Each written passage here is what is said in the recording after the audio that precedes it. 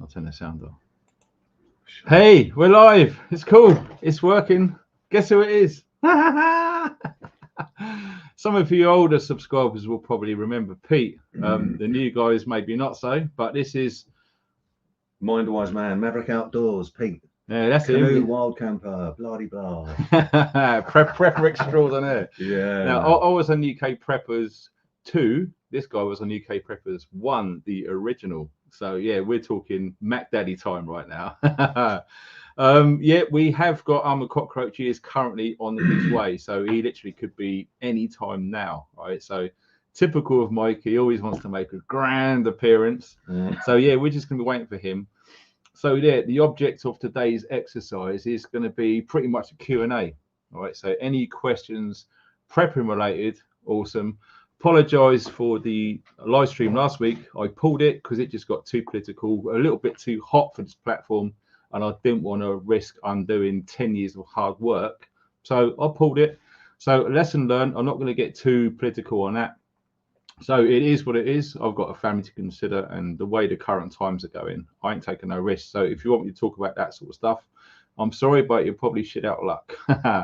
So if you have got any questions, if you can put them in capital letters, we can see them real easy. So let's just see. Yeah, Wiltshire man, Sandy. Jack Law. Yeah. Sandy old school. How you doing, mate? Where'd he go? There he is. Oh, you can click on him, and it comes up. He calls you Horace. What's all that about? It's not Boris. Boris Carlos. Oh, let's see. Oh, I'll tell you what. Slave to no man. This guy here. That's the guy I told you about with the how I've got here with the move and all that. Right. Yeah. Top geezer from Right. Brecon. Good to see you, John. Wicked. Who else we got in here? Deep in a bunker. Yes. Yeah, we have got one. Faye, good to see you. Wow, what a legend. You're a legend. How cool is that? We're legends, apparently. Amazing. They mean leg end. Leg end, yeah. 4x4 Vela. I'll tell you what, is a cool guy. Really supporting me well. Appreciate that. And all the donations as well, brother. Seriously, really appreciate that. Who else have we got through here? We're just going through the chat. It's weird because this is different format because like I usually do like a news update for the week. But no, we got friends around and thought, why not? Let's all get the 3 wise men on the screen at the same time. 2 wise men at the moment, but the other one is en route. Excuse me. Yeah, it's been crazy radio rental. So we're fueling with Java Lava. Slab Junker. You remember Paul at the Prepper Meet? Yeah. Guy with a beard. Yeah. Yeah, he's like, oh, you're a mate, Wow, he's Slab Jumper. So many faces and names to remember over the years. You've got to try and categorise. Go, oh yeah, that was that person. That was that. It's normally locations that you have to remember and where you actually come across them. Yeah, isn't it? Trying to put a face to a name. Yeah, I know the feeling, man. And of course, over the years, I'll tell you what, it's really looking a possibility which I thought would be unheard of. We are going to be getting 80,000 subscribers by Christmas at the rate it's going, which is bonkers. It really has blown me away. You know, since I lost my job working with Lee at the Bug Out, it's just gone crazy. So, who else have we got that we know? We're trying to see if we recognise any of these because there's a lot of new guys coming onto the channel, you know. Yeah, it's just if we went for every single one, you'd be here all night, wouldn't you? So it's just trying to know. Yeah. So I'm sort of leaving out anybody, but we're just trying to get ones that we know are there. But we're recognising everyone, and obviously Darren really appreciates all of you guys, you know. Oh yeah, absolutely, 100%. Everyone this is one big team effort here right now. And like I said, you know, numerous times, you know, without you guys, I wouldn't be here doing what I'm doing. You know, I'd just be talking to myself. So yeah, it really is mind blowing because, like we said about earlier, you know, time is the most precious commodity in it. Yeah. So for people to give up an hour and a half of their time just to listen to us waffle on. Wild Camper, nice guy. You remember him at the Prepper Meet? Yeah. Good guy. And yeah, I think he's been doing some Olight stuff. And look, we got some Olights right here. Steve Taylor, if I just interject, Steve Taylor, you follow me on Facebook. I just recognise you there. So yeah, there you go. Oh, wicked. So you know some guys here too. Oh man, this is awesome. Look at everyone in here. Oh man, I'm sorry if I've missed anyone. I don't know how many. We got 406 in the chat right now. Right. So that's cool. It's growing pretty quick. Sandy says he's okay. Wicked. Engineered to succeed. man, what an awesome channel you got on Instagram. Awesome. Who else have we got on here? This is, man, Andy Christopher. Now, this guy here, right, is usually always the first person to leave a comment in all of my videos, and all he says is hi. That's all he does. Right. So I'll reply back, hi. Andrew Christopher, hi, mate. As always. So I can recognise a few logo faces on the little meme pictures, your images, folks. But it's obviously a different name on Instagram, so hello. Yeah, that's another thing. I don't understand it, because since I started doing YouTube, I just stuck with my name, Funky Pepper. That's it.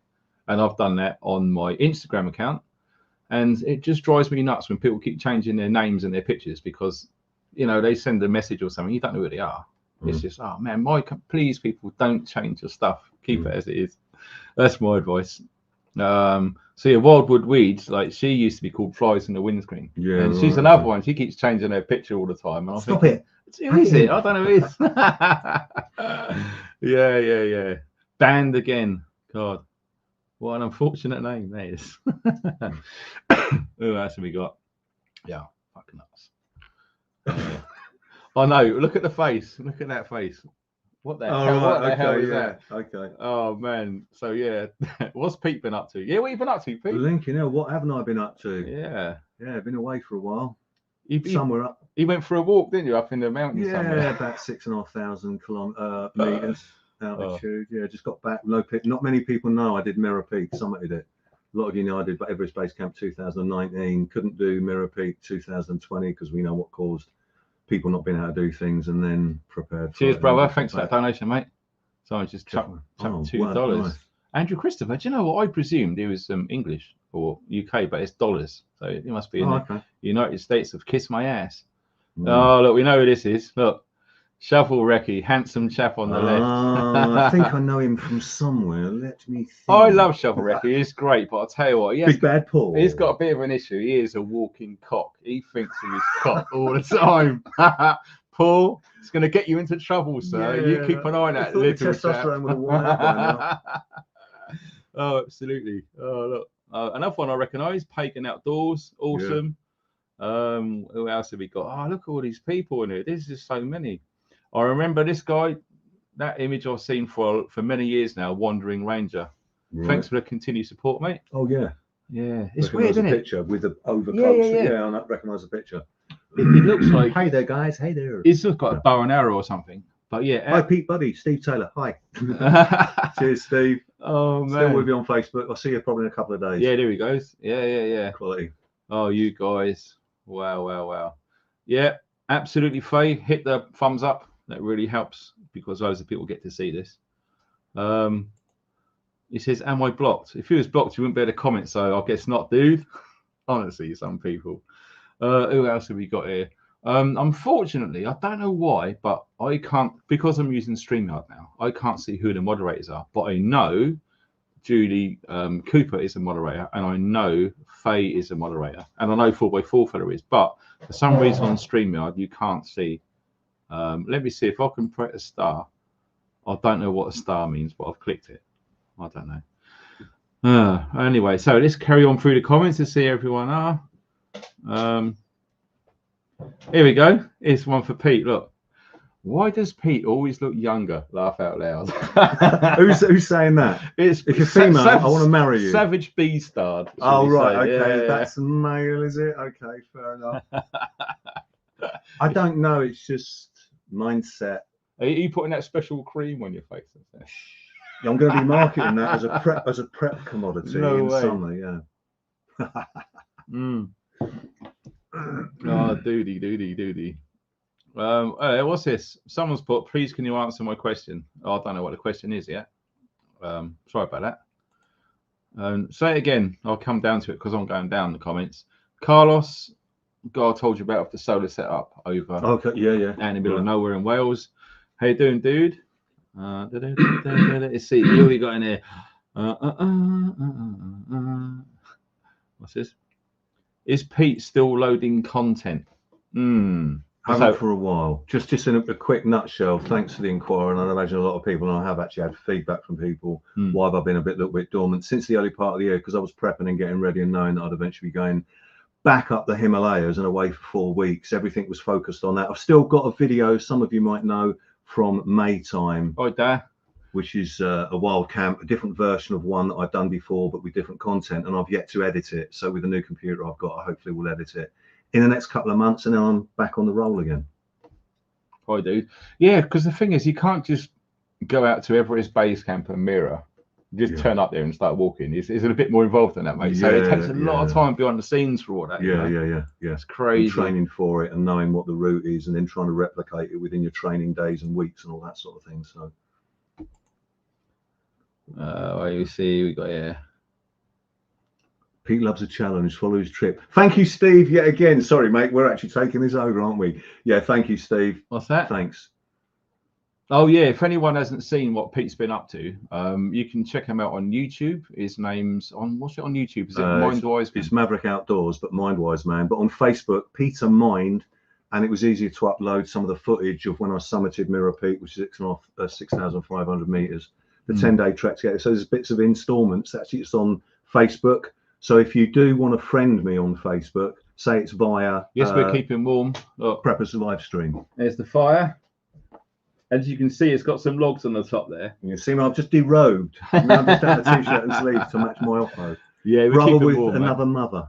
Yeah, dude, 100% all the way hype. Absolutely. Bloody hell. What's this? Funky Prepper and Dad and Moderators Community plus New Folk. Hi. Is he saying to hi to everyone? Yeah, absolutely awesome. That's one of your moderators that works with. I think it. Right, Jacqueline. I'm not sure. Right, but Doug from the USA, I think, what time is it? About 5 hours, 6 hours behind. So yeah, Hi dude, good to see you American friends out there. So what we got here? Hi new mum, how long should we prep for, and how should we prepare for no water? How long we should prepare for? I would say depending on your time and your budget, really, pretty much depends on that. But like Roach always says, statistically, historically, should I say, any sort of disasters or events that's happened in the UK, it's never any longer than 3 months. So I would say 3 months would be a good base to start from. Okay, make sure you've got enough food, ways of heating your home without electricity or gas if the grid goes down. And we're hearing stories of power cuts all over the place now and again. So that's what I would do. I would prep for 3 months and then go from there. Once you happy that you've got enough stuff to get you through 3 months without having to go to the shops or anything else, then you can slowly start adding to that. That's what I would do. And what was the other one? How do we prepare for no water? Store it, basically. You can store any sort of water in any sort of container for as long as you want. All you need to do is make sure that you filter it and purify it before you actually drink it. Right. So you can get a bottle of Highland Spring and you can keep it in a garage for 20 years. Right. All you got to do is just put it through a filter and it'll be fine. Rainwater, glass bottles, plastic bottles, doesn't matter how it looks. You can always filter it and use it, right? You can store it any way you want. Location can make a lot of difference as well, because if you live in a rural area and you've got access to running water like rivers, streams, lakes, that sort of thing, then use that as part of your strategy as well and your logistics to know that if it went beyond the 3 months, as Darren's saying is a normal standard, is that you'd be able to source water from what would be natural sources. But obviously if you live in urban areas, cities, big towns, that's not going to be possible. So it's knowing your environment and knowing how you'd adjust that strategy. So basically if you live rural like myself and Darren do, we could not indefinitely have a water source, but would make it okay. Is it? Yeah, I'm going to slowly try and get the camera to come out to here. Might have been me moving. When I talk a lot, my hands move too much. That's it. Back in the room. I think what it was when I moved that away and it focused on the fire, it all screwed it up. So I'm not doing that again. So yeah, that's what I would do. Prepare for no water. Store it, especially nearer the summer months, because winter you're pretty much going to get rain all the time. Okay, but yeah, that's what I would do. Just keep it any way you want, but make sure that you filter it first before you drink it. Right. Another question: is Pete going to be uploading kayak camp videos again? Yes, soon. Oh, please, deep breath. Once I've got a decent videoing platform for my new computer, it's taking me ages to upload and edit and transfer from the document file on the computer or my memory card onto something else as well. What's it? Yeah, another question for Pete as well. Sending best wishes to Pete. My boy's love for canoe. Shane. Oh, you got a canoe off Pete? Has he got a Maverick Explorer? Yeah, Manchester, Leeds, Manchester. Blah, there were so many different locations. Well, I hope you're doing good. Getting loads of use out of it. Oh, mate, that's quality. Cool, oh, brilliant. I thought you disappeared off the map. I thought you might be round in the shadow somewhere. Cool Thanks for making contact. Absolutely fantastic. In regard to you and your boys and your family. Really that took a lot of time and effort to get that project off the ground, didn't it? From day one to how it's going. That's amazing. So yeah, Pete, he's actually designed his own canoe. Really good one too. And that I think that's still available. But we'll be going back into production soon because obviously lockdown affected a lot of things. So hopefully by summer next year, I'm hoping to get it back into the workshop, and then they can prioritize because it's bespoke. They're all individually made, so it's not like hit the thumbs up, guys. He always hit the thumbs up. That's always good. Look at this guy. Look. From northern Minnesota, we just got 2 feet of snow in 36 hours. What a dump! Oh my days! That gave me a shiver for some reason. 2 feet, 24 inches of snow in 36 hours. Man, that would concern me. I hope it stops because if that continues to snow at that rate, that could be a serious issue for a lot of people. Wow! Here we are. Look, guards. I remember that guy. 2 of the originals. Oh, guards! I think on Facebook as well. Yeah. Oh no, Instagram. I think I've seen you on Instagram. Guards 90. Yeah, for sure. Yeah, a good guy actually. Let's see what's been going on out there. Fine evening of Anglo media. Someone just put there. Quality. Wow. What's this? Have you decorated?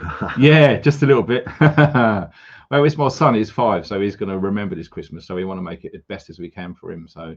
Yeah, we got a tree up and all that sort of thing. That was fun. Cut the own tree down and we got it netted and brought it back up here and we decorated it all together. Oh, good family fun. Always get the kids involved. That's what Roach always said to me. Oh, you guys got the lantern as well. Awesome.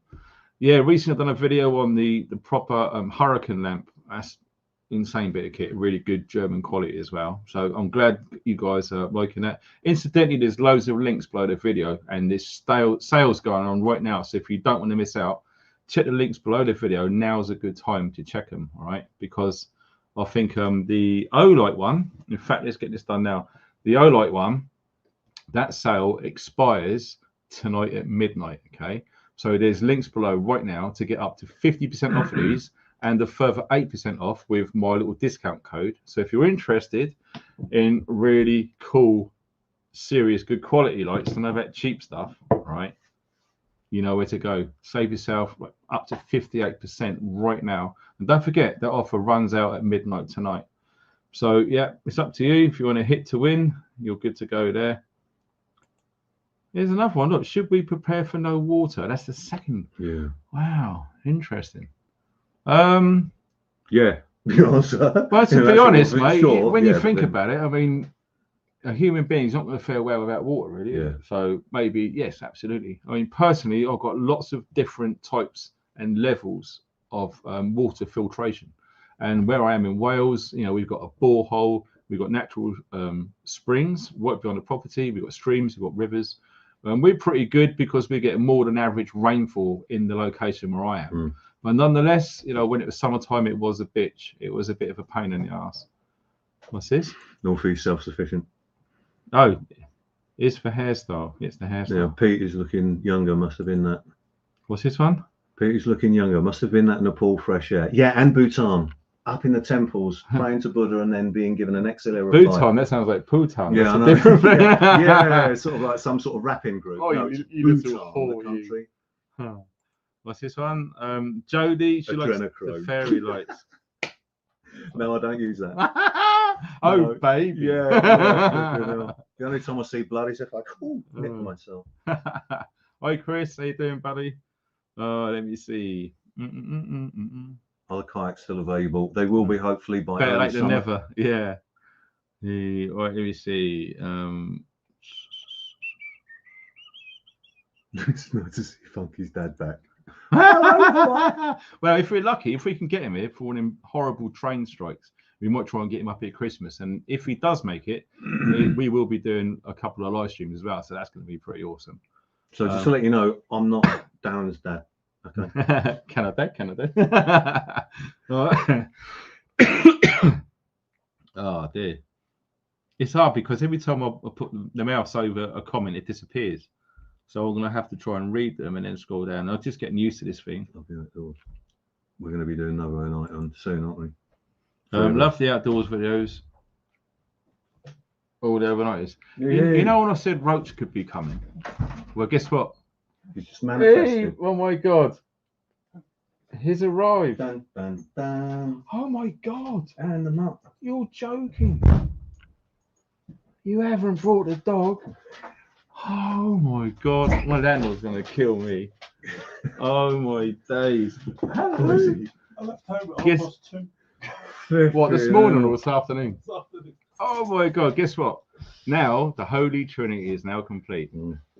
The Father, the Son, and the Holy Ghost. And his best friend as well. Oh my days. Can I have a seat, Mike?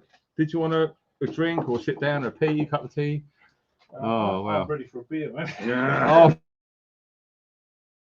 Oh, we've got a selection of beers in the house. Someone said that this is good. And we got Henny cider. What else have we got? Butty Bach. There he is. He's here, look. Are we making you feel thirsty? Doom Bar, Bishops. Right. London Pride. Thirsty Ferret. Thirsty There you ferret. go, mate. Frisky ferret. A little Choose bit your of- weapons. He bit wants of more some ferret. There you go. sophisticated wine. Guy's got a ferret right there. Right. Let's shift it over. Can we all get in here?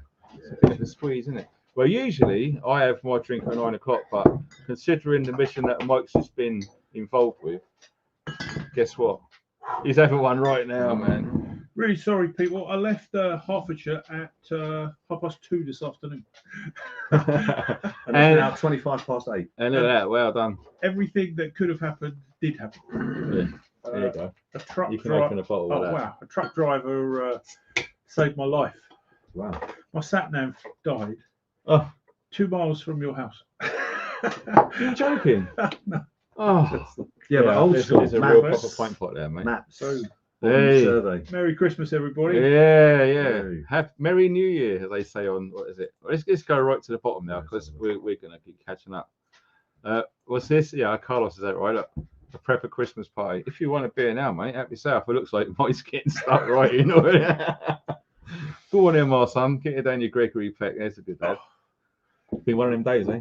On the motorway, it said there's some congestion ahead, Mm. and then it said 58-minute delay. Thanks for that, then. We really wanted to hear about that Yeah. one. Oh, There you go. bloody hell, man. Great to see you Oh, three that's of you together. Cheers, everybody. Yeah, there you go. Look, prepping legends, mate. Mm. There we go. North on that one. What's that? This one here? Northeast. Yeah, northeast again. Where? No, it's just, no, it's just It's too fast, isn't it? Yeah, It's yeah, just yeah. too many. Isn't it? Oh, there we go.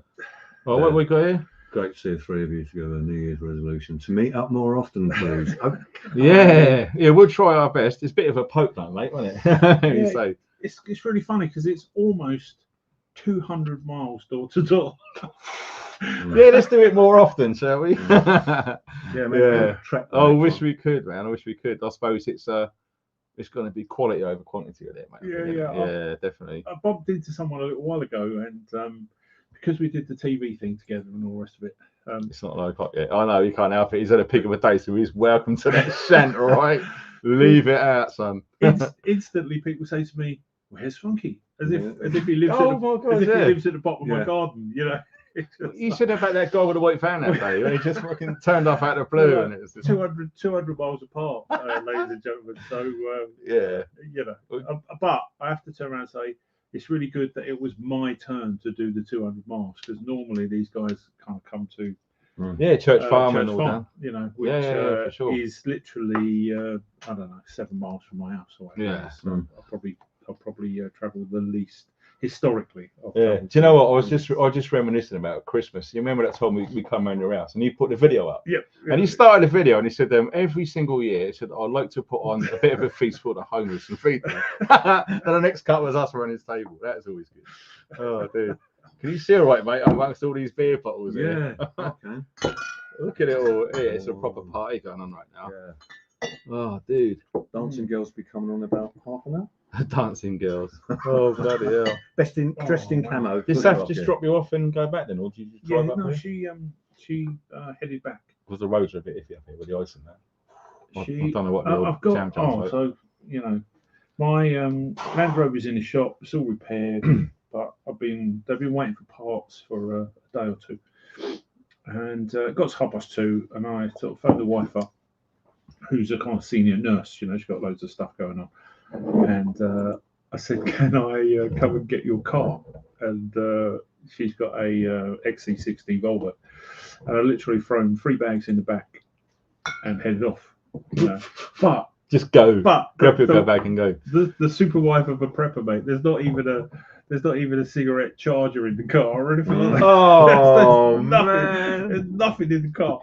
Except Serious words need about to happen soon. 3 or 4 packets of tissues on the floor. You know, that's about it. Wow. So Thanks for that, sweetheart. you know, I mean, I could have so easily not made it at all. But you did, man. I'll tell you what, it's a bit of a poke as well.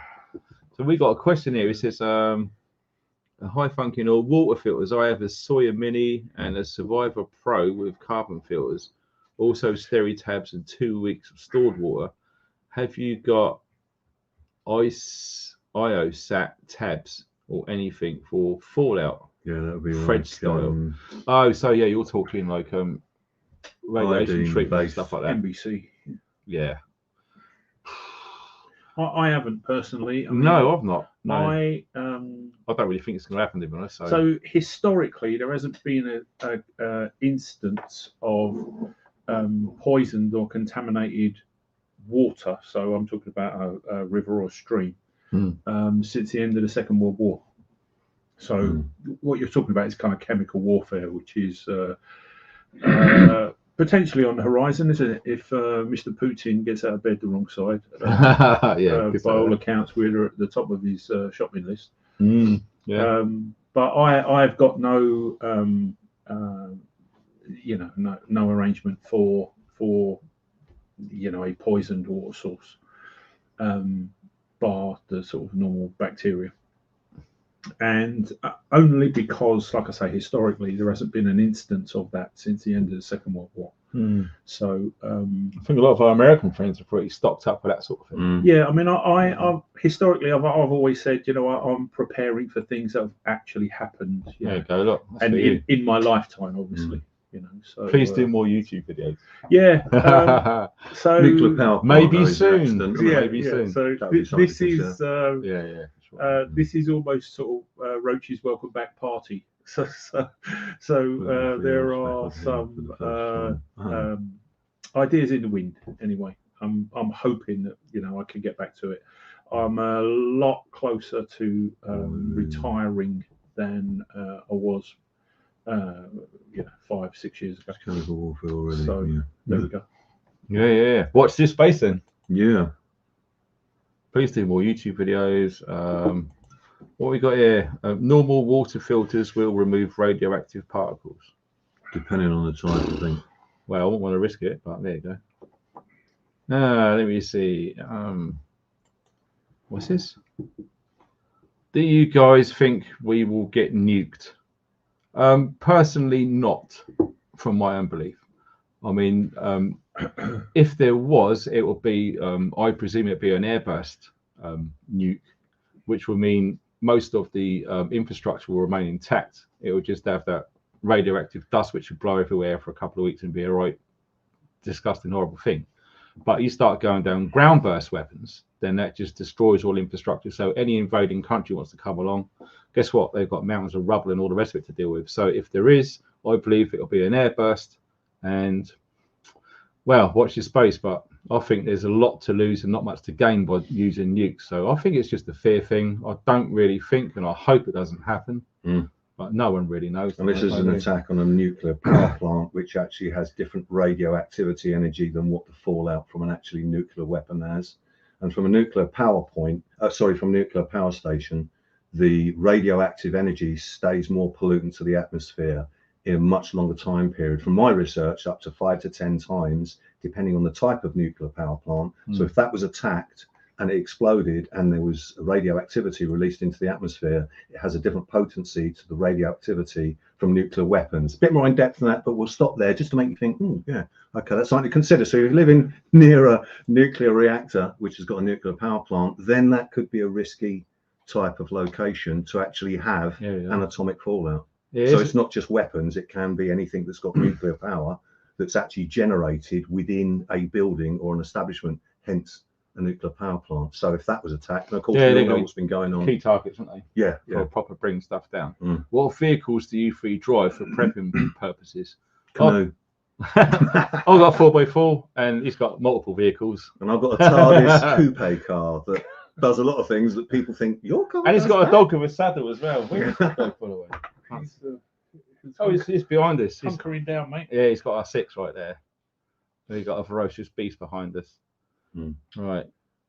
Here we go. Someone's put on here, get older vehicles with less electronics and sensors. That's what I tend to do. It frightens the hell out of me when I see a vehicle and they open the bonnet and it's just a big box with a D-type connector on it. And I'm like, whoa. Yeah. From a prepping perspective, in the goal of trying to be as self-sufficient as possibly, the last thing I would openly endorse is people get a brand new vehicle which you can't maintain yourself. That's I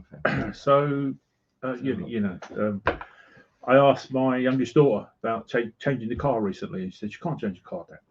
I said, you can't drive any other car except a Land Rover. That's it.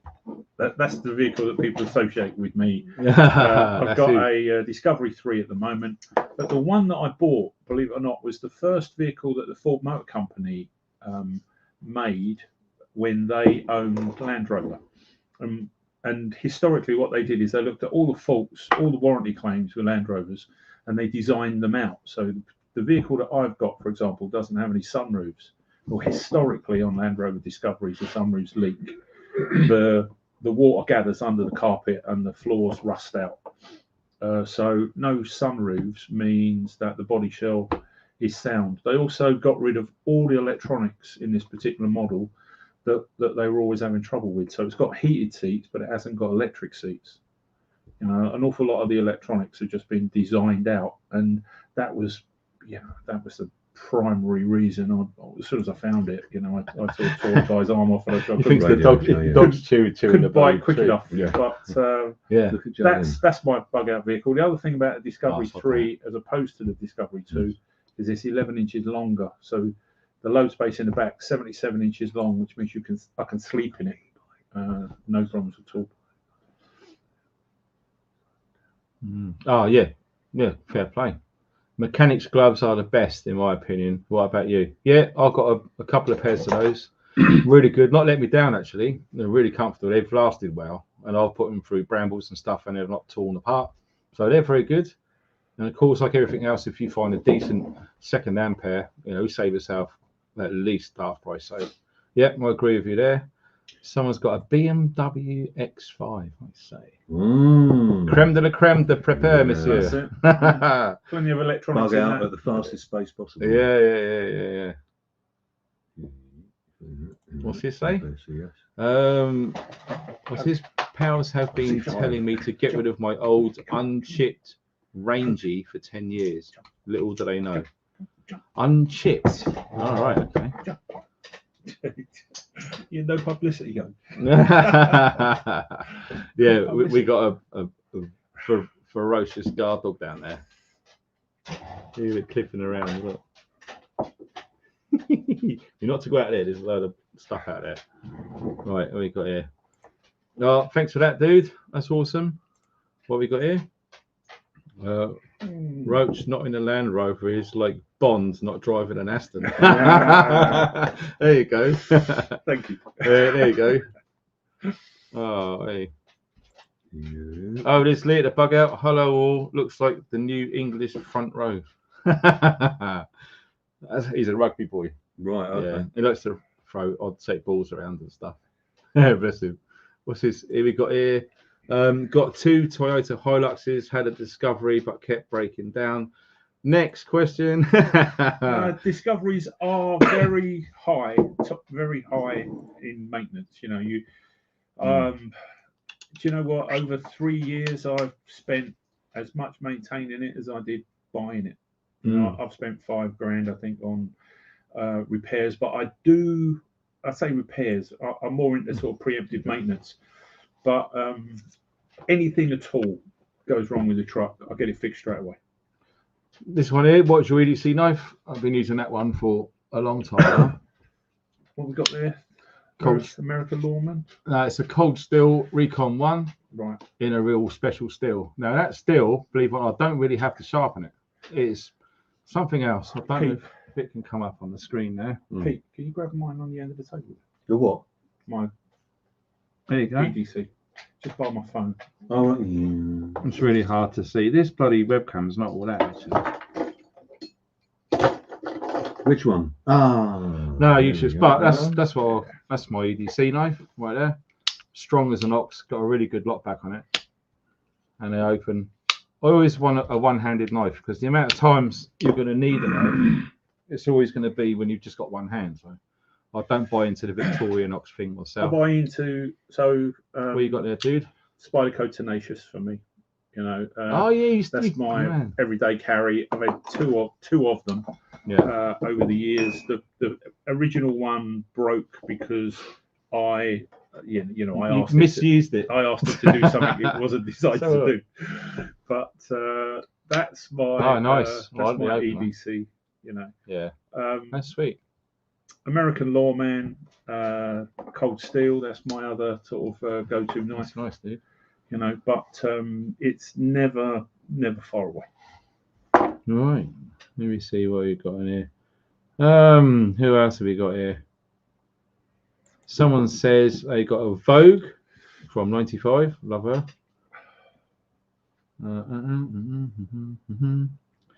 Right, what else have we got in here? I mean, Land Rovers are, you know, they're good trucks for a reason, which is they're fairly simple. So it's an engine, a gearbox, 4 wheels. That's about it. You know. And it's all nuts and bolts. It's all spanners. You know, with a half decent toolbox, you could probably do most things. I mean, anyone who's watched my little channel, you know, probably saw me take the 300 TDI engine out, rebuild it, TD4, put it back together, and put it in. I turned the key and it started. No one was more surprised than me because I'm not a mechanic, you know. But I just bought the manual for that particular engine for the 300 TDI engine. It had everything in it, and you know. But maintaining my own trucks, I started off with brakes, you know, with pads, discs, shocks, and kind of went on from there. But over the years, it's a learning curve. But if you're going to learn to do anything at all, basic routine service, all the filters, change the oil, mate. That hopefully, you know, your truck will run forever if you're religious about those things. You know? It's just understanding the basics in it, making sure that they're you're kind of reducing the wear on the components in the vehicle. That's what you're doing, and so therefore, if you're reducing the wear, protecting, lubricating, then it's going to last longer. You know, that's as complicated as it is. Where's windsurfer? Yeah, we got a donation there. Thanks for that, my friend. It says, if we were nuked, I think maximum humanitarian impact, most ports, main data centers in the south, and for nuclear base in Scotland. Strategic locations to then disrupt society and general society structure. Yeah, my two pennies is that President Putin would probably hit a power station and maybe a nuclear facility, but so it cripples the infrastructure. So, you know, suddenly 30% of the country or big regions of it have got no power. So minimum outlay. That's what he's been doing in Ukraine, hasn't it? I mean, that's what's been going on the strategy in Ukraine. Basically, what it would achieve is it would give the British government something else to think about apart from Russia. Oh, mate, the stuff that's going on behind the scenes with all of the attacks, which is both physical and cyber on this country's infrastructure, is I can't even begin to imagine how hectic it is. I mean, GCHQ have been working on this sort of stuff day in, day out for a decade. You know, attacks from Russia. So if we go back you know, I always thought that Afghanistan was probably going to be the last kind of conventional war, for want of a better term, that the British would be actively involved in. Because warfare nowadays is about destroying the infrastructure of another country. Well, today, you know, GCHQ have got the power to turn off all the traffic lights in Moscow. I mean, yeah, I can quite believe it. That's how wars will be fought. You know, water purification plants, power stations. You know, what you'll do is you will reduce their ability to function, thus damaging or destroying the infrastructure of another country. I think that's how wars are going to be fought going forward. Well, I'll be back on the river in 2023. Yes. Yes, thank you for that inquiry, Mark. All right, yeah. Another question for Pete there. Loved his videos over the years. Will you be back on the river in 2023? I think you will be, mate, won't you? There could be a risk of that happening. I just think possibility. Yeah. But not with the oxygen reduction mask, if you've been following in my trekking pursuits. Anyway, that's a long story. Oh, yeah, go, look.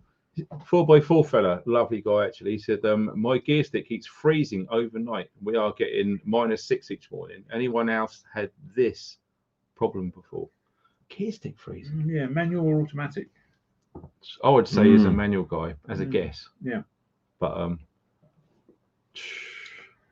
that's a weird one, isn't it? You haven't spilt any bottles of water near your gear stick, have you? And it's frozen up when it's cold. I can't think of anything else why that I've never had anything like that. No, you know? That's insane, isn't it? Sometimes the gearbox linkage breaks, you know, maybe a pin or a retaining kind of sear clip will kind of come loose over the years, but never known anything like that. There we go. Is there any type of radio that can connect internationally, as I have family in America? I would say if you're talking serious prepping, as it were, I would look into ham radio. There is definitely ways that you can communicate globally with that. Yeah. If you've got the right, I would say a base station. I think mobile would be a bit of an ask and a very expensive outlay, but definitely a base station. There's a guy on here at the moment, Sandy, he's called Wiltshireman. He runs Jacklaw Knives.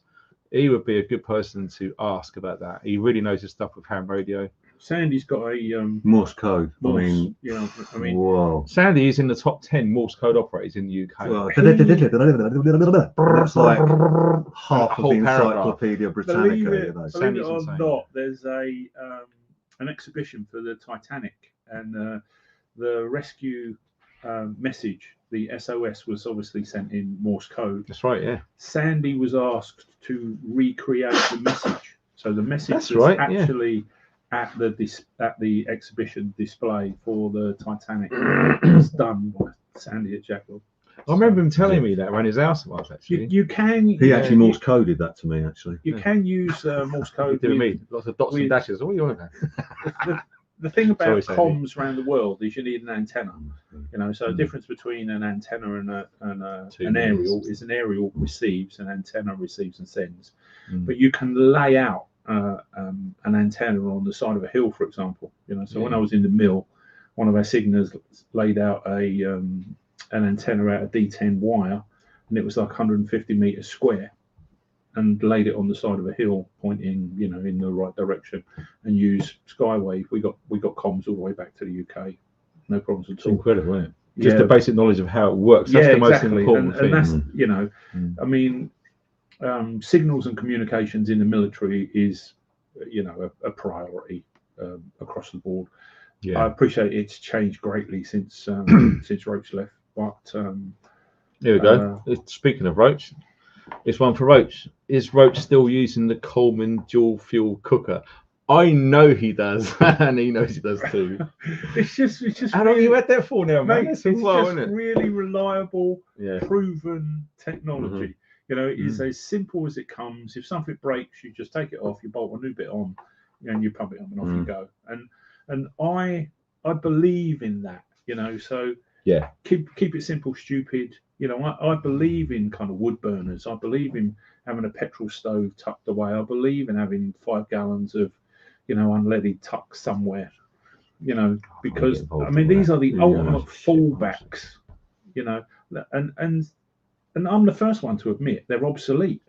You know. Yeah. But mate, they work. you know, if the choice is you know, cooking a dinner and putting it on the table for the family on that stove, or eating cold food or going hungry, mate, I'm cracking that stove open Remember when it every day of flooded? the week and twice on Sunday. Yeah, Remember it flooded in your 9x9 when we went to do the shoot for the UK Preppers 1, and it opened the lid and it was full up with water, and it was just brush it out. And all the film crew again. Do you know what? How did that happen? Yeah. How did that cooker ignite? And it's like, We because it's done that old camp. school There was hardcore. 5 of us. Do you remember when 5 of us went out and it rained overnight? Yeah. And I had the what's that one? You said the 533, the silver big Yeah, one. yeah, yeah. I had that and I left it Single. outside and it got soaking wet, and I just literally tipped upside down, shook it, turned it on, lit it. Oof. Them things are brilliant, mate. And the best thing about them is they use unleaded petrol, and you can get unleaded petrol anywhere. And here's a little weird thing which I discovered a few months ago, and it's insane. There seems to be a BS misconception about how long to store fuels for. This guy done a real life test, and he got, this is in America, they call it gasoline. He had some which was 12 years old and 8 years old in his containers, forgotten all about them in the back of his garage. He was clearing them out one day. What he'd done was he decanted the 12-year one into this, you know, we got like the 4 litre or whatever his milk bottles, something like that. So he's poured him in there and he's just put it upside down and he left it for about an hour and it started to settle. And what he noticed, it was dark coloured at the very bottom, the last 2 inches. So what he'd done is he slowly undone the cap, and that dark level of crud basically just come out. You put the lid back up. Then what he done then is he got 2 or 3 t-shirts, lined a great big funnel, poured it through there into his ATV, started it up first time. 12-year-old petrol. Okay, so it just makes you think. You start using stoves like that, and that stuff works. I've used nearly 8 year old unleaded without doing any of that. Not to say not to do it. It's been a bit blowy, but it's still been usable. But so as a last result, you can still use it. People need to experiment and try these things, because there's a lot of stuff you can't do this, you can't do that. Try it for yourself. All right, there is so much BS out there, and you don't really know till you try it. So when these people do these videos and they actually test it and they show the results, if you gravitate towards that, try it yourself, and if it works, fantastic. All right. We've got here. I better so I had an instance where we had contaminated diesel, and what we did was, you know, I was a kid at the time, but one of the guides, one of the senior guys, washed this diesel, and I've never seen anything like it before. So we got a oil drum, filled it half with water, and then poured the contaminated diesel into it. So it's like a setting filter. Yeah. So what happened was the diesel floats on the top of the water, and all the contaminants just fall out of the diesel. And then there was a tap halfway up the oil drum, and we siphoned off. That's perfect. The clean fuel and put it back in the truck, mate. You know, we drive 200 miles out of the bush. You know, see what I mean? So yeah, a lot to learn, isn't there? Just old school, you know. You know, an old, nearly as old as us lot. Yeah, exactly. But do you know what? I don't even want to know what from an era where you like, really you don't need a computer chip. Really basic technology, I think, is what we fall back on. You know, I embrace it. Obviously, you know, I'm using state of the art technology every day, just like everybody else. But you know, if the lights go off, I've got a box of candles under the sink. You know, prepping is you know, the fundamental, the most important thing about prepping is options. That's all prepping is. The more options you've got, the better choices. Yeah, exactly. So if you've got candles under the sink, boom, that's an option. If you've got little solar lights on every windowsill, like I have in my house, you know, they were about a tenner each. And all I do is I snuck one on the wife's shopping list every month, you know. But now we've got 10. We've got one on every windowsill in the house. It's just tucked behind the curtains. But if the power goes off, we've got a light in every room, just instantly, just like that. You know, charge up in the day, use at night. Makes sense, doesn't it? Really, you know, it just sits there, and over time, you just kind of forget about it. But if and when, you know, we literally sort of, you know, there's a hook on the wall in every room, just above the door, hang it up, turn it on. Every room's got a light, just like that. Yeah, absolutely right. It's all about options, and that's the long and the short of it. Someone said, going back to the original question, throw a blanket over the gear stick. Might work. I'll tell you what, though, I took your advice. You know, when I said, when I before I'd done the service on the car, and it was Yep. having a nightmare cold starting. Was a good little tip which Mike said was before you go to bed, run the engine for 5 minutes, no more. Turn it off, take the bonnet up, blanket as much as you can all over the engine bay, the radiator, put the bonnet down, and in the morning gives you a little bit more of a chance of getting it started rather than not doing nothing at all. It does a couple of things. It retains the heat, but it also absorbs the moisture. So if there's, ice, for example, that's cold, the sort of stuff that the cold gets into the electrics, to all the kind of points and junction wires and all that sort of thing. Well, a blanket, just it kind of retains the heat of the engine for, maybe 3 or 4 hours overnight. But the other thing is it absorbs the moisture. The other thing that I used to do is I used to get a bar towel, sort of thing you walk away from. I remember bar towels. No, I'm not that old actually. And I just I hang it over the steering. Strongbow. I put it over. Friggin' old is here. I put it over the steering wheel to remind me there's a blanket on the engine. Good tip, yeah, because you can easily just get out after sleep and go, oh, Christ, there's a blanket and a fan. Then you got a nightmare on your hands. But oh, here we go. Here's another one for you. Look, nice to see Armoured Cockroach again. Why has he stopped the videos? Whoa, it's up to Mike. Yeah, how long you got? I'll be really quick. Are you sitting comfortably? Go. I bumped into a friend who was Nigel Farage's close protection officer. He was his personal protection officer. So in the UK, we don't have bodyguards. We have personal protection officers and close protection officers. So we were out for a drink. I said in passing, has the team got a medic? And he said, no. And I said, wow, if anyone's going to get a knife stuck in them, it's probably going to be Nigel. Didn't think any more of it. James phoned me up 4 days later, said, I booked you on the course. How do you feel about coming on as the medic? I had to sign a confidentiality agreement, which meant no social media, yada, yada, yada. I spent the next 9 months going all over the country with Nigel Farage's personal protection team. And I have to turn around and say it was one of the greatest experiences of my life, because that was the toughest gig on the circuit. And to work, mate, at that time. Work with those guys. Yeah. He was leader of UKIP, and we went all over the country and we went abroad. I finished that gig. I ended up working for Sir Elton John. I spent last Christmas at Rod Stewart's. The last Christmas, what he's going to say? I spent some time with the Saudi royal family, and I've been working for our Russian guests that have just been sanctioned and have left. But I've got 2 more shifts in the private security industry. Christmas Day and Boxing Day, and when I finish those this one here? Those shifts, just a nice gig. I'm done. So my intention is to get back, start spending some more time with these guys, and there you go. Speaking of that, and make some more vids. Popped up there. Yeah, fair play, man. It was like it was a bit of a break, and do you know what? One thing which I accepting any decent offers in the beginning of 2023. I was speaking to you about this like last night when you come up, because Pete come up here last night, and we was having a proper chat as you do, and I've always been a fan of, you only sort of live once. Try to do as many different experiences as you possibly can, help as many people as you can, and learn as much as you can.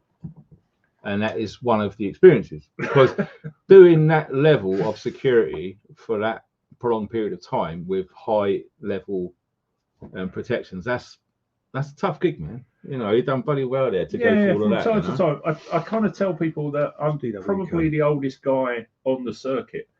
I meet a lot of young guys, and the trick to the private security industry really is the job is turn up, make yourself useful. So I've turned up, and I'm, you get people that are kind of job snobs in the private security industry. I'm a close protection officer. I don't carry shopping. I don't get coffee. I kind of looked upon it a slightly different way. So the older you get, the more useful you have to make yourself. So when the young, fit, muscular guys straight out of the SAS or Royal Marines Commando, I had a team of special boat service guys recently, but when they step forward, I step back. So I'm sorting out the cars, I'm doing the school run, I'm looking after the nannies. It's how I ended up as a dog handler. No one on the team was a dog handler, but the principal, the client, had security dogs. So I went away and did the course. And the older you get, the more useful you have to make yourself. And if you do, you stay in play. You know, you offer them a toolbox, not just a tool, isn't it? So you've got loads of different tools. You know, there's a lot of guys coming out. I mean, out of our armed forces, there are 20,000 people leave every year. Some of those guys are like cutting edge. They're 35, fit as a butcher's dog. They're going into the private security industry, and they could easily elbow someone like me out, you know. But turn up, make yourself useful. The older you get, the more you have to bring to the table. That's how you stay in play, you know. And I'm the first one to admit that I've been on borrowed time, you know, for don't say it to my other half. For a good while, and I am ready now to step away because the time was the time, isn't it? You know, 100-hour weeks. When you're involved in close protection, what you're doing is you are living someone else's life. That means you have no time to leave your own. Oh man, that's a if you're t-shirt. doing a 100-hour right week, and 100-hour weeks are normal in the top end security industry. Yeah, you got to put the hours in. You're not spending any time with your wife, with your kids. You know, I worked for Sir Elton John for 3 years, and I suddenly realised that I hadn't had a weekend with my own children in over 2 years. So I left, and from that time to this, really, I've been the relief man. So when someone wants a day off, that's when Roach gets a call, and I go to work, and I'll do whatever's required of me. Yeah. But I'm not doing 100-hour weeks. No, that time's been and gone now, mate. And that's just where I am, you know. So I'm kind of semi-retired, and I am looking forward now to like I say, spending some time with these guys. Getting back in and making a few vids, and it's going to be cool, reassess. Yeah, it's one of them things. I mean, it's one of those, you know, our stories, we've all had our own lives. There's been massive changes, especially in the last couple of years, as we've probably all agreed. But, you know, we're still a unit. We're still cool. We still chat on a regular basis. And it is hard. But we all come from a commonality of like, regardless of what your life experiences are, if they're quite broad spectrum and you experience things, then you've got a broader spectrum of being able to adjust to other challenges. Because if you've had many of it, doesn't matter what it is, whatever challenges you've had, if you have new ones, if you're sort of got a subconscious programming to be able to adapt to those things, because you've had years of experience, when something unusual happens, unexpected, normally that sort of person can adjust to it easier. And we've all sort of had common stories in place where that's how synchronicity made it that we all linked together, and we've known each other. But as if we've known each other for all our lives, when actually we haven't. It's been like, what, about 13 years, isn't it? Yeah. And we've always come back full circle. Pete can tell you stories about training at the Shaolin and how hard it was to become a ninja. Darren will tell you stories about wiring up guided missiles for the Iranians. There's many stories. Hang on. People out there are going to be thinking, this is true. Really? Right. Did you hear about Funky Fred? Turn the volume off. There we go. Look, someone's putting there, any thoughts on the incoming digital ID system, digital money, etc.? How long you got? Well, at the end of the day, like I've said in live streams before, 2025 is the UK and, in fact, the global rollout of central bank digital currency. Yeah. Bank of England. The way I see things, there's so much control, power, and wealth that's running this. It's coming whether you like it or not. I've always said, if you're new to this, you really got to get skates on, because you've got between today, right now, up until 2025 to get as much useful things, as you think you're going to need. Because let me tell you this much, from 2025, buying the stuff that we've been buying now and over the last 10 years, it's going to be very expensive. It's going to be regulated as well. It's all going to be based on carbon, right? How much energy it's going to cost and how much carbon it's going to take to produce. How much carbon do you think it takes to build a TV set?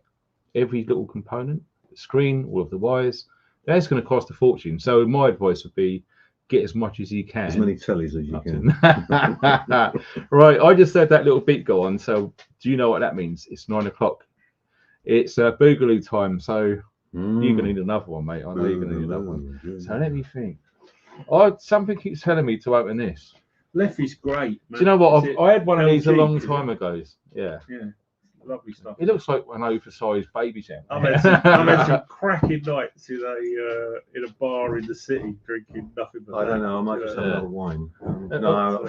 Wine? You can have wine. So I'll join the lads and have a bit of that, bit of knees up. This is for me and Mike, not enough for you. No, all right, then I'll just smell the aroma. Just staying on the kind of electronic currency.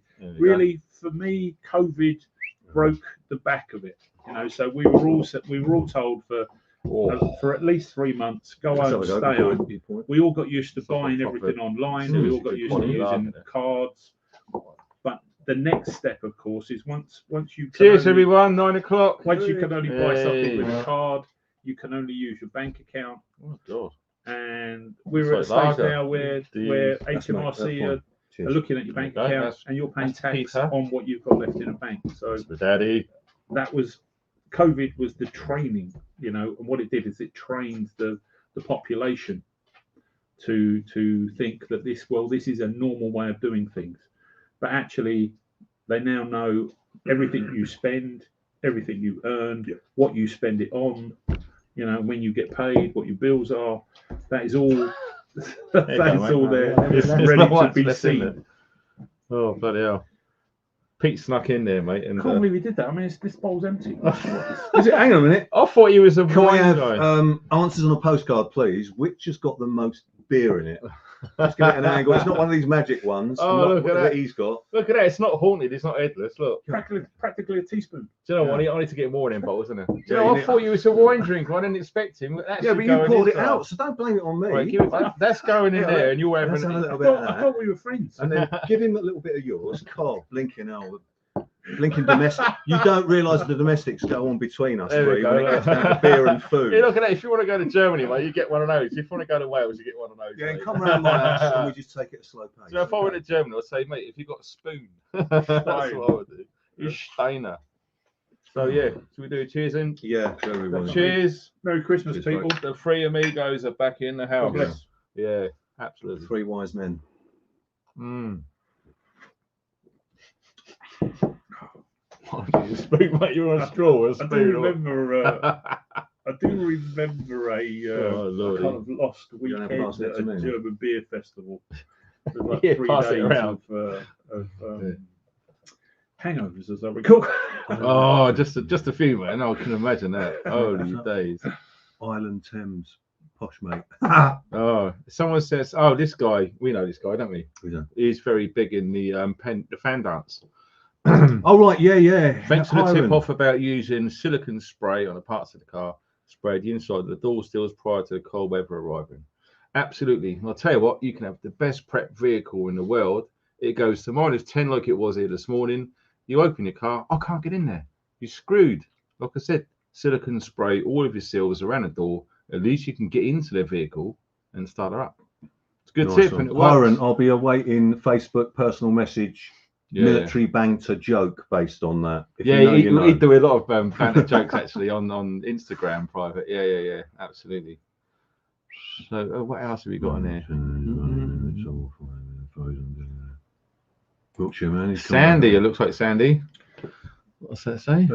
Join local radio club. He's talking about the comms. Oh yeah, Big radio. subject. A lot of team. Worldwide comms can be achieved, but only when the conditions allow. Fair enough. Conditions, I'm guessing weather. Yeah, atmosphere and all Yeah, that. yeah, for sure. So there you go. You guy who wanted to know about communicating globally, Wiltshire man, he's got it back there, and it's good advice. Join the club. It's a good. Because what you said about when you set the old antenna up on that hillside, it's about the knowledge of how it works, and you will learn that. I've gone through the course as well, and you got an exam at the end. It just reiterates that you've actually understood, not just I know what I'm doing, but you don't. It's a big learning thing, and once you've learned the basics, Then you have to use your imagination. If you haven't got a hillside in an urban area, then what would you do? make a hillside. So build a mound, dig up the road. You've probably gone on a rooftop. You've gone on a rooftop, do something similar. I had a brilliant radio operator for a time when I was in the mill, and he would do things like he would kind of disappear off on a flank and climb a tree. I was just going to say, put some coax up a tree. Yeah, Any sort of height advantage. He'd climb a tree with a coax and a 3 or 4 meter antenna. Air balloon? And he'd like rocket up this tree. Sandy done that at prep meet. We would. Did he? For comms. Yeah. We had a balloon. We get comms around the world. Up there. Really? Amazing. Oh, No, it's a kite actually. Oh, quality. Yeah, Sandy from Jacklaw. You remember this, Sandy? He was at the prepper meet one year, and he got this massive lump of coax connected up to his base station in a 9x9 command tent. And on the end of that piece of coax was a kite, and he flew it right up there. Man, he was talking to people in Germany and all sorts. Insane. It can be done. It's just that knowledge. And it doesn't really have to cost a lot of money. Yeah. You can probably get a good, decent home or base station second hand on eBay for £100 or whatever. Coax, not really that expensive. So is Morse like sign language? In that it depends. It doesn't have a national dialect. You don't have German Morse, for example. Do you know what? Someone told me, and I don't know if this is true, but they've stopped using Morse in US in UK military. Yeah. But I think that's a big mistake. Yeah, Big mistake. I think Officially, it's basically it's like map reading. I think start it's, spinning that and using I think GPS. it's a good training tool.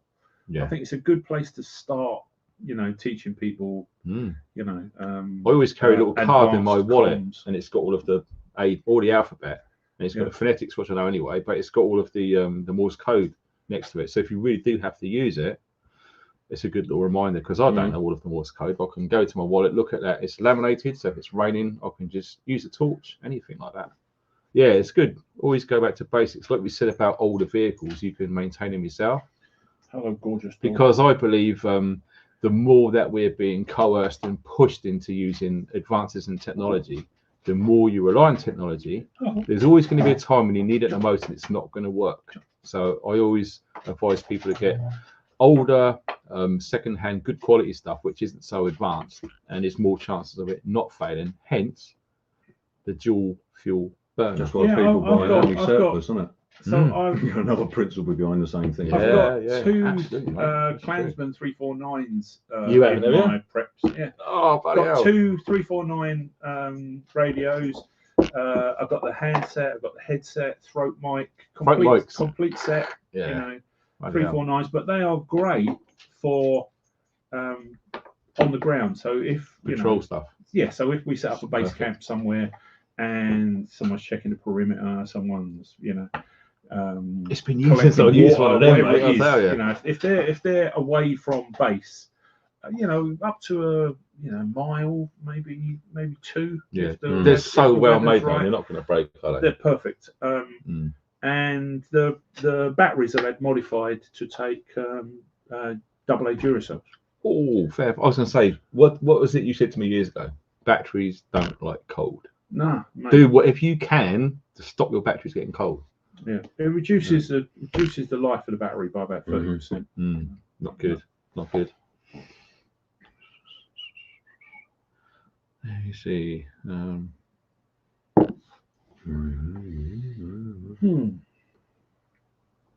I'm starting to think it was almost worth the 200-mile drive. Do you know what I was just thinking? To think you should have concluded and gone. Do you know what? I bet you were just recovering after that hell of a frigging journey. I thought you said to me it was on the M3, and I'm thinking M3. No, sure it's the M4. Oh, dude, the M4 corridor was straight across the country. Yeah, I mean, it did sort of. I was coming down on the M40, but it put me onto the M4 at the last minute. And, here we are. At the end of the day, it's done. So let's forget about that. Yeah, someone said to me, "What prompted you to become a prepper?" Oh, blooming out. I think it was. I think the Arab Spring. I was monitoring events leading up to that, and when that started, and it started coming over here and all the rest of it, and then going into that was 2010, I believe, something like that. Then it started going into 2012, and there's lots of talks of all sorts of weird stuff happening that year. So I just got into it that way, and just like everyone else, just a few tins a week, £5, no more, on the top of my shopping bill, put it under the stairs, and it doesn't. This both of these guys will tell you, in about a year, you start doing £5 or £10 a week of tins and packets. You'll be surprised what you end up with. It's incredible. It blow your mind. Mate, people constantly say to me, I'm having trouble feeding the kids as it is, paying the bills. I haven't got money to buy extra food and kind of put it to one side. And that's not what prepping's about. Prepping is about saving money. Prepping is about buy one, get one free. Prepping is about good housekeeping. It's not about spending money you haven't got on things you don't need. So buy one, get one free. Mate, I take one in, I put it in the larder. I take the other one in. I've got a rack in the garage, put it on the rack. Let's go on, and in no time at all, you'll end up with 2 or 3 months of dehydrated and dried foods. Now, my old lady says to me constantly, she says, "Oh, we haven't got any cooking oil, or we haven't got this, or we haven't got that." And I said, "Baby, go in the garage. If it's on the shelf, just bring it in the house." Yeah. And she'll bring it in, put it in the larder, and the next time I've got like £5 that I'm not doing anything with, and I'm in the shop and something's cheap, guess what? I'm going to come home with £5 because £5 isn't going to change my life. You know, what I've done in the past is I've come home with 4 tins of vegetable soup. You know, now a vegetable soup is the basis of a great stew. You bring it home, you boil a few potatoes up, you cut them in, you drop them in, you make a couple of dumplings, you get a packet of 6 sausages out of the bacon grill, out of the freezer, whatever. Yeah, you know, anything. Dice it up into mouse-sized kind of pieces. You know, bosh it in, cook it up, mate. You put that on the table with 2 or 3 slices of bread, and everyone goes to bed with a full tummy. And it hasn't got to cost no one the goes earth, to is bed it, hungry. mate? No one goes to bed cold. You know, and if you're a parent, you know, if that's your job is to provide.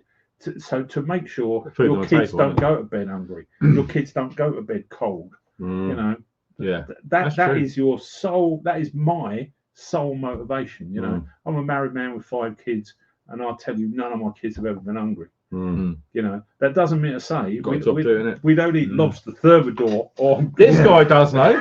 This guy here has smoked lobster. Do you Sorry, talking BS. But that's prawns, Thai prawn. No, he's always on. But also to add on to what, smoked oysters. It was, but again, we're talking about if that was a vegetable soup, and I had some tomato soup. I had a vegetable stock cube, and exactly what Roach is saying. I then had smoked oysters, which are about £1.85. Just to make it a little bit fancy and dainty. And I had this awesome stew based on these smoked oysters with basic stuff that Roach has just been talking about the principle of. And there I am sitting as happy as Larry on a riverbank. And some of you probably might have seen that video, which was included about 6 years ago. But to also add on to what Roach is saying, which is the basic fundamentals of prepping, is also basing it on where you are in your environment. If you live in a rural area, your prepping foundation and principles are going to be slightly different for living in an urban area, city. Yeah. So your location is going to be different. The access, if you run out of things, are going to be of a different demand and maybe a different challenge to someone that maybe lives in a rural area that's got access to actually cull food if they need to, because they've got access to wild animals. If you live near a farm and there's a situation without rural, you've got food. You can go foraging, can't you? So it's adapting it to knowing. So what might be appropriate for me because of my lifestyle and the area where I live might be different from someone that lives in a 2nd floor flat in the city of London that's got 2 kids and a wife or husband or partner or whatever. So it's always thinking, so there's no standard format for everybody. It's then getting the basics of prepping, which is what Roach has just said, and then adapting it to what your personal circumstances are. And then when you can understand that principle, when you marry the 2 together, you start to think rationally and logically behind of what you need for your own preservation and welfare. Basically, I've always kind of said, I've always tried to say this to people. So the only person that knows what you and your little family need is you. Yeah, no one else knows any better, mate. So you know, I try to make I try to make films that are generalized. You know, if I was in your position, perhaps this is what I would do. You know, but there are a few fundamentals. And they are you should have a skill where you can light a viable fire, but you don't own that skill until you can do it in every season. True. Anyone can light a fire in the height of summer. Yeah. You know, let's go outside right now where it's six below. There's snow and ice on the ground. Let's see how good we are at natural tinders now. Yeah. You know, No, so true. once you can light a fire, you can cook your food, regulate your body temperature, purify your water. It's such a fundamental skill that we overlook. You know, today in the 21st century, you know, I meet people all the time, and they say, "Yeah, I can light a fire." Then they light a fire, and sure enough, you know, there's a flame, blah blah blah, but it goes out. Yeah, they can't light a viable fire. They can't light a fire that keeps going. I'd just say that once you've got a fire going and you can walk away from it for 20 minutes, it's still going. Yeah, because you've got to do other stuff. You can't just stand there outside and you know. I'm starting a fire. Look at my fire. Shit. You need to be water indoors. You know, the next fundamental is being able to 3 different ways to purify water. You know, so even if your primary way you're going to purify your water is to boil it in a kettle, I mean that's great. You know, but people in the 21st century don't value those skills. Well, I'll turn around and tell you, you know, I live in a built-up urban area, and you know, But you boom, got a garden. the council turned up, mate, and they closed the entire street, and the street is about 600 meters long, and they put a new water main in. So for 4 days we didn't have any water. You know, now there were standpipes and there were people coming around the houses with bottled water, but we didn't need any of it because we had a position of preparedness. You know, I had the lifesaver jerry can, 5 gallons. I brought it in the house. I put it on the side by the sink. Instantly, we had clean, safe drinking water. Yeah, that's good You know, stuff. so it's back to what I said at the beginning. It's just about options. That's all it is. Yeah, check this out. This is from Teesside. I'm sorry, this has been up for a while now. We've been gassing. It's like best before dates on canned food. My mum grew up in the Mainty Barracks in Cardiff in the war. She always told me if we ever looked at dates on tins, we wouldn't be able to eat it. Sell by dates and use by dates. I would say anything that's way past its best before date, if it's got any dairy in it, just act with caution. Okay, other stuff you're pretty much good to go as long as you store it right. Yeah, it's got to be stored right. I'm a simple animal, you know, so I know that there was food storage coming out of army surplus that was corned beef and spam, and it had 1945 on it. That was the date on the tin. And when they opened that food, it was fine. Yeah, it was fine. It's frightening, isn't it? Yeah. Right. You're sort of saying about the Second World War, people were starving then, so you're either going to eat or not eat. Yeah, so that would be more applicable, wouldn't it? What I would do, what I do with food, you know, is I kind of, you know, I kind of give the dates carte blanche, to be quite honest. I look at the container. If the container is undamaged, I open the container. Once I look at the food and I smell it, if it looks okay and it smells okay, you know, the last thing that I do is I cook it at a very high temperature. Yeah. I cook it at a very high temperature. And you know, I'm 63 years old. I've eaten most things, and you know, and I'm not dead yet. You know, if it smells rank, if it looks, you know, bad, don't eat it. You know, that air of common sense in the 21st century is rare. Yeah, you've got to remember that the people putting the stamps and dates on the tins are earning money, and what we're talking about is multi-million pound, you know, production lines. Look how much food gets wasted. That's the answer. Oh, for sure. Yeah. In the UK, it's something ridiculous. Something, you know, 45% of all food sold goes straight in the bin. That sounds a clever thing, doesn't it? Yeah, it is one, right? I've had some issues with this, right? Someone says, Hayley Griffiths, you can make a candle heat a room using terracotta plant pots. Now, I tried this, right? Because I fell for this. I believe it's BS. Now, I got a little tea light and I put a terracotta pot over it and I lit it and I put the little laser temperature thing on it, and there's hardly any difference. It will work, right, if you're in a tiny little room, like a tiny little toilet on the front of a house, very small room. It might make 1 degree difference, but if you're talking a big advertised room, it won't make any difference. I have to. Some of them are dangerous too. That's why Darren's got one of these. I have to disagree. You've got a massive great stew pot over the top of it. Yeah, that's right. Yeah, bacon grill cook ourselves. I have to disagree with Funky because we've got a gas fire in our house that we've never used. Right, and in the winter we, you know, so I put a plate. I do the plant pot thing, but what I use is it's a terracotta pot, but what it is painted and glazed, and I put 4 little tea lights underneath it. Tea lights normally burn for 3 or 4 hours, and I mean you buy a big bag for £1. You know, I think I went to IKEA and I bought 100 in a bag for like £3 or something like that. You know, which one? And we just leave them by the side of on the hearth by the side of where this gas fire is, and it warms the room up a treat. So it's worked for me, but Funky's kind of poo-pooing it. But I think that's it. You've got to try this stuff for yourself and see what you think. For me, when it's been lit for about 10 or 15 minutes, you can't touch it. I can't touch that pot without burning my hands. So something's going on, you know. Yeah, I'm just on about if you're in a big room and people expect to have one tea light in a terracotta pot in a 200-foot square room, thinking it's going to make 5-degree difference. Well, it absolutely won't. I'll tell you the other thing that I've done is Farage lives near him. So. I've done that. I've done that tea light trick in a car. So when I've had interesting. Maybe I've done surveillance. So that could work in a small area. So. Yeah. So what I did is I put a tea light in the bottom of a deep tin, and I stood it on the floor in the passenger side when I was spending all night in a vehicle. Hey, Bo. And you wouldn't be. You'd be amazed. I mean, you try and put your hand over just a single tea light. You know. Yeah. You couldn't. You know, it would burn you, even if you were sort of 10 or 12 inches above it.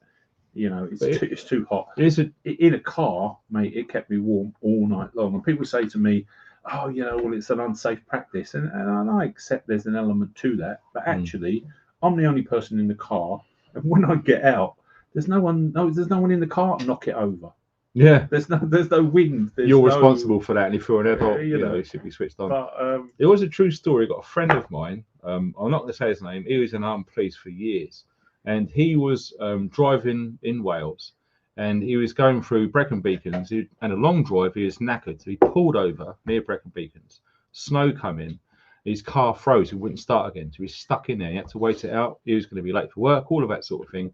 But two things that he had in his car were these tiny little candles in the glass jars.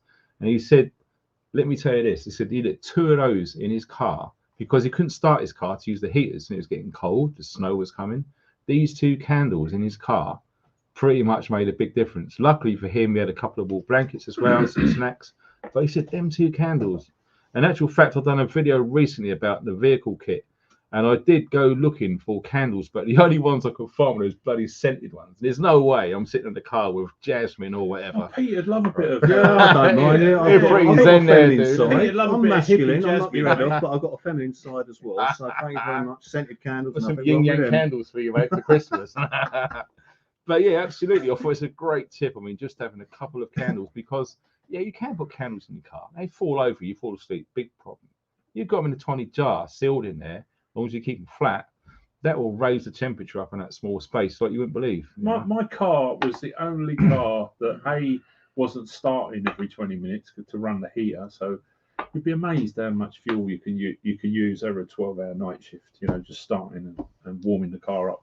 But the other thing was that my car was the only car that didn't have any ice on the windows because the temperature in the car was above freezing. Yeah. So my car was the only car that didn't have ice on it. You know, so it's weird, isn't it? What's this one? But don't jump in the deep end with that because you might set your car on fire if you're not. Yeah, act caution, obviously. Use common sense. You know, all this health and safety, just use common sense. That's all you need to remember. Right. Should have a huge meetup. My mates are pathetic. Need some new ones. My brakes freeze. Like we've never heard that before. Yeah, okay. Windsurfer. Yeah. My brakes freeze, but I warm the engine after 45 minutes. They realize. Blimey. Cheers, dude. Right, what else have we got here? God, there's so many comments in there. Do you know what? I'm gonna have to jump to the bottom because there's so many. I've missed out loads. There's just too many. Right, here we go. Back to the 80s, Mike. What do you think these strokes are really telling us? I'll tell you what they're really telling us. A lot of people are pissed off. That's pretty much what they're telling us. What's your 10 pence on the strokes, mate? There's loads of them. I was an ambulance paramedic for 20 years. I lived through the National Ambulance Dispute, which was 1989, 1990. I spent 27 weeks out of work, so that's like 6 months without any pay. And I don't consider myself to be militant or raving socialist, to be quite honest. Not yet. But I'm joking. But what's that? Behind the unions, there is. Yeah. So I can only talk from my own experience.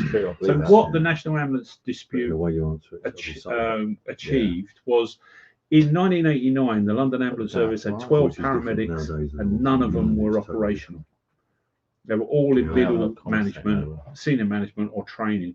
The other thing was in 1989, 1990, we didn't have an ambulance on the road that didn't have 100,000 miles on it, and ambulances were breaking down every other day.